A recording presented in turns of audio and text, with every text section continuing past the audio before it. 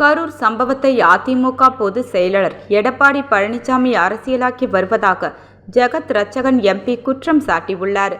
புதுச்சேரியின் மண் மொழி மனம் காக்க திமுக சார்பில் உடன்பிறப்பே வா பரப்புரை நிகழ்வு மற்றும் 30 சட்டமன்ற தொகுதிகளிலும் குறைந்தபட்ச 30% வாக்குகளை உறுப்பினர்களாக சேர்க்கை நிகழ்வு புதுச்சேரி திமுக மாநில அமைப்பாளர் சிவா தலைமையில் நடைபெற்றது. இந்த நிகழ்வில் கொள்கை பரப்பு செயலாளர் ஜெகத் ரட்சகன் எம்பி கலந்து கொண்டு உருளையன்பேட்டை, காலாப்பட்டு, முத்தியால்பேட்டை, உப்பளம், ராஜ்பவன் தொகுதிகளில் உறுப்பினர் சேர்க்கையை தொடக்கி வைத்தார்.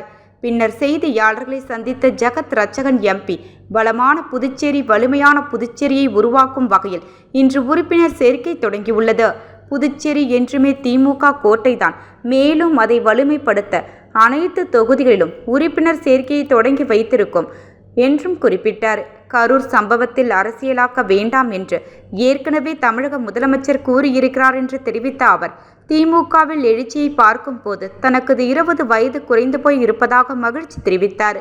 எந்த குடும்பத்தில் எந்த தொண்டன் இறந்தாலும் அவர்கள் நம் குடும்பத்தை சார்ந்தவர்கள் என்று நினைத்து வருத்தப்பட வேண்டும் என்று தமிழக முதல்வர் ஸ்டாலின் குறிப்பிட்டிருப்பதாக தெரிவித்த அவர், இந்தியாவில் 2 கோடி தொண்டர்களை கொண்ட ஒரே இயக்கம் திராவிட முன்னேற்ற கழகம்தான் என்று தெரிவித்த ஜெகத் ரட்சகன், 2026 சட்டமன்ற தேர்தலில் கூட்டணி குறித்து தமிழக முதலமைச்சர் ஸ்டாலின் முடிவெடுப்பார் என்று அவர் தெரிவித்தார்.